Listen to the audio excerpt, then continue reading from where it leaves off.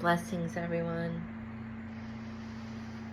Today, as I was doing singing bowls and doing some private readings, Spirit stepped forward and said to share one with the collective today. And I'm so grateful because as I'm sharing, I'm learning. And they picked messages from the guides. And this is a wonderful oracle that was created by James Van Praagh, who was a beautiful teacher for me, a mentor, someone who helped me find an opening with my abilities and how I could use them to serve spirit and shed light for others and encourage them to connect and remember their own source. And so with these, the reason why I love these oracles is because sometimes the spiritual community, we're on this journey. Maybe we're new to the journey. Maybe we've been doing this awareness most of our lives. This deck gives us a little something to contemplate, because sometimes when everything gets really heavy and intense, we kind of get sidetracked and we forget that there is a lesson in a meeting and everything. Sometimes it's not what we want to hear, but it is for the highest good. And so this oracle just gives the collective something to stop and contemplate.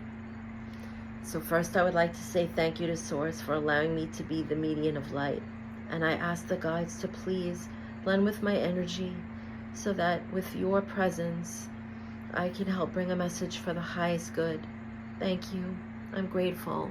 Now I shuffle the cards. I know I don't have my table set up, but I do this 3 times. And the first one embodies and aligns source energy, the universe, God, all that is. The second one aligns higher self, spirit energy. And the third brings in and aligns the energy of soul. So we have source pouring through higher self and spirit and into the soul that helps us with our personality and our journey. And then as I'm connecting to the energy of the guides and they're pulling through, I'm just going to move the cards around, and this gives me, they're saying take this one. Let go of ego.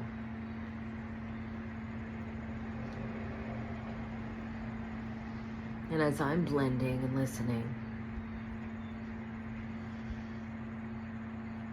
what the guides are saying is that when we think of ego, right away, many of us think of someone who is overly secure in themselves.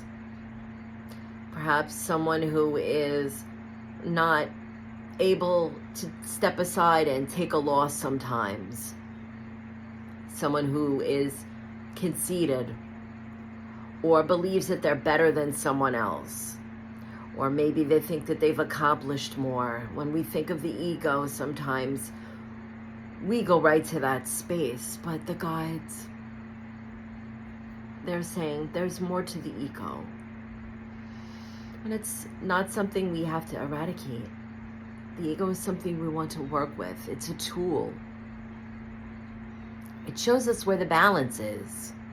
If we go too far from one extreme to the other. The ego gives us a sense of direction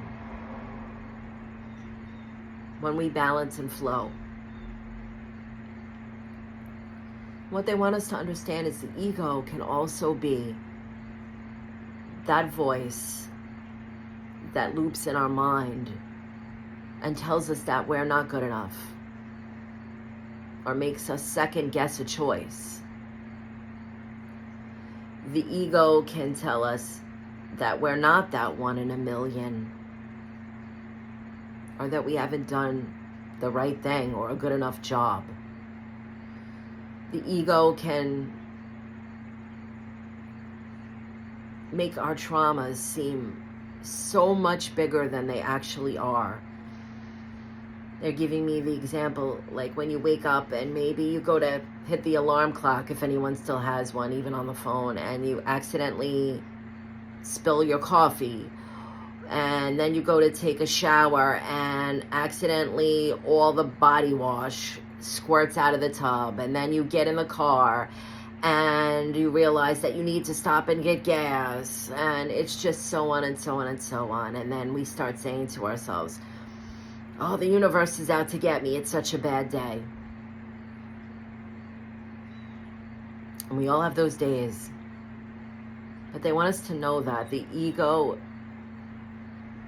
makes us have a self-importance in the level that we have to downplay it a little bit in our monkey mind. The ego traps us in the idea that we're small. The ego is an extreme.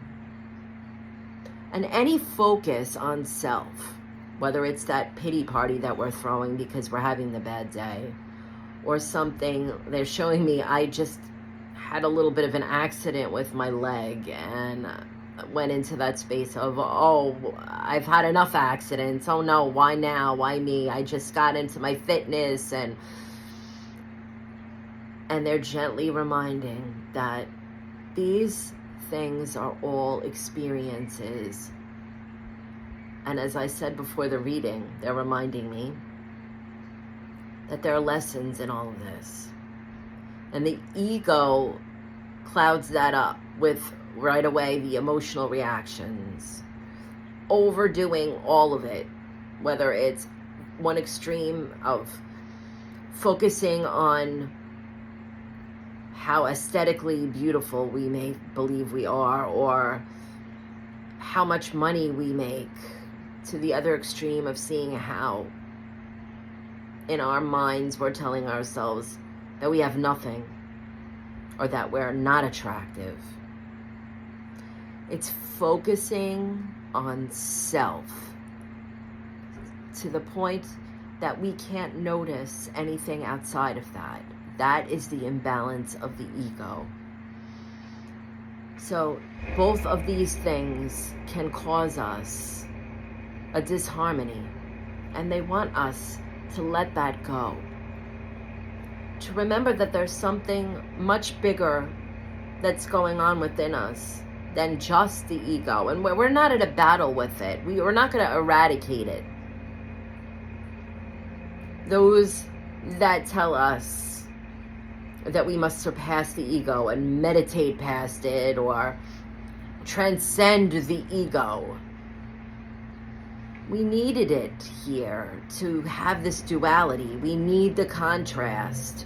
We're always measuring something by the opposite of an event or what we're experiencing. So the ego is a tool, just like anything else that we've stepped into in this life. Just like our spirituality is a tool. It doesn't take the lessons away. Just because we're spiritual doesn't mean that things are not going to occur. Events aren't going to constantly come up that challenge us. It just gives us something to navigate it with. And if we recognize the ego as a tool, we can use it just like we do our psychic abilities, our intuition, our love. We use the ego with an understanding. Then in order for the ego to be of use for us, there needs to be balance. The ego is not an enemy. This isn't a terrible word to use, although we've been programmed now by certain ideas and thoughts in the spiritual community that ego needs to be transcended. There comes a point when we've learned on our own the balance, that we don't have to constantly experience the ego in its extreme way. We feel that in our core. Then the ego becomes that phoenix fire that propels us forward as we're walking in our healing, in our purpose exploration, in our way of expressing love. It becomes a fire within us. It blends with the light and it shines. And then this ego becomes just go. Because we don't need the other parts of it. We've balanced it. So they're pulling their energy back. Thank you for allowing me to share this message with you. I hope that it gives a little food for thought, because there's so many different things that we hear when we're going on this journey. So many people sometimes raise the bar a little high and we say, I'm not going to transcend this. That seems impossible. Just know that everybody's journey is their individual journey. And at the end of this, it's not so much about the ego when we leave here, especially in our life review. It's about the love. Whether we gave it, recognized it, expressed it, felt it, became that. Much love, everyone, and beautiful blessings.